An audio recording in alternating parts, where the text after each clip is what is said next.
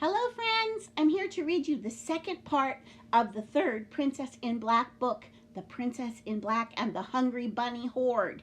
If you remember when we stopped last time, the Princess in Black and Blackie had skipped breakfast because they were going to brunch.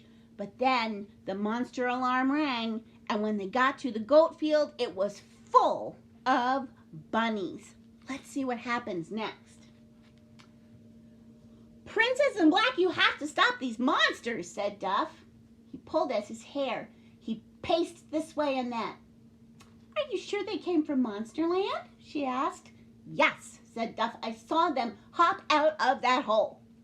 The poor things, said Princess in Black. They probably came here to escape the monsters. We must keep them safe. Just then, a clawed paw reached out of the hole. The first paw was followed by 8 more. A massive, drooling, 9-pawed monster emerged. It stood on its many hind legs. It opened its jaws. It said, "Roar!" The bunnies stopped eating. They looked at the monster.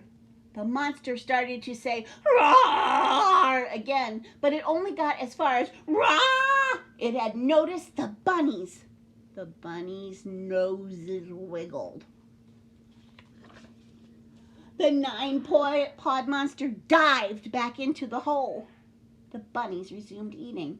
Did you see, said Duff, that massive drooling 9-pawed monster was scared of the bunnies. That's impossible, said the Princess in Black. Bunnies aren't scary. She petted the bunny on her lap, but instead of 1 bunny, now there were 3. Are there more bunnies than before? Chapter 7. The pasture was no longer green. The bunnies had devoured nearly every blade of grass. A few bunnies stuck like tree frogs to the big oak tree. Are they eating that tree? Asked Duff. Of course not, said the Princess in Black. Bunnies don't eat trees. More bunnies hopped onto the tree trunk. Others took to the branches. Seconds later, the tree was gone. The bunnies smacked their lips. They ate the tree, said Duff. They ate the entire tree. Oh my goodness. The Princess in Black didn't notice. She was petting the bunnies on her lap. Now there were 6.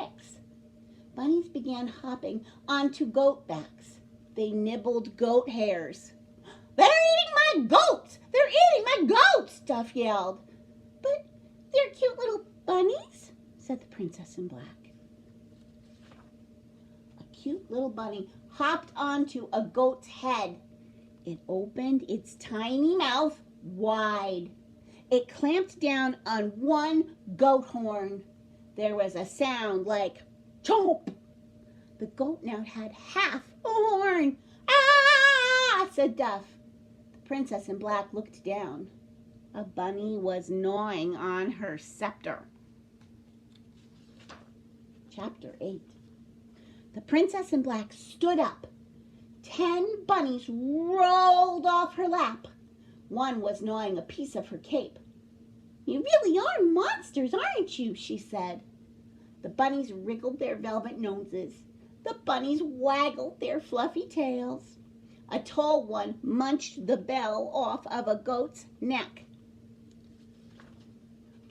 Okay, monster bunnies, that is enough, said the Princess in Black. You may not eat the goats. Go back to the hole. The bunnies shuffled closer. 1 sniffed her shoe. The Princess in Black pressed a switch on her scepter. It turned into a staff, and she swung it at the bunnies. Shimmer sweep, feisty flash, twinkle, twinkle, little smash. The bunnies dodged her attacks. The bunnies blinked at her. The bunnies began to snack on a boulder. Duff, I don't know what to do, said the Princess in Black. There are so many, and I can't even touch them. Try the fearsome flutter clang, said Duff. That scared away the big-eared monster last spring.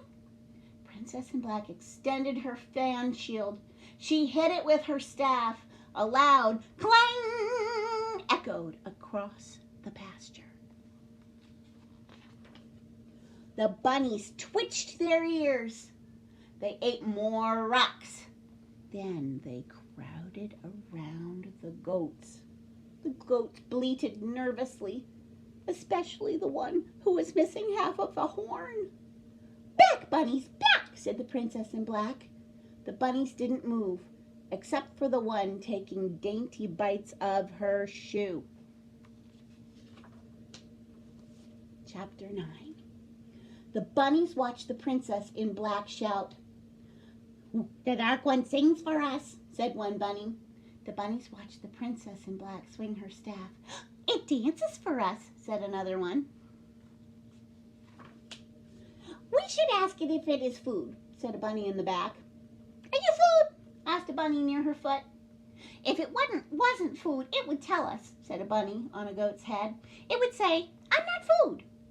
If it is food, we should eat it," said a bunny before no one had noticed before. "Oh, perhaps it does not hear well," said the tiniest bunny. "Its ears are very small." "Let's ask it one more time," said the largest bunny, "all at once."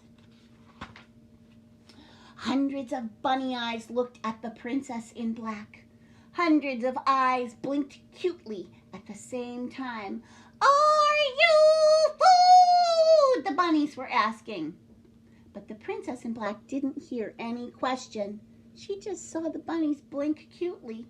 She saw them sniff cutely and waggle their ears cutely. "No answer," said a bunny in the middle. "It must be food." Then all the bunnies said, "Eat it!" at exactly the same time. Okay, my friends, that's all we have time for now. Goodbye.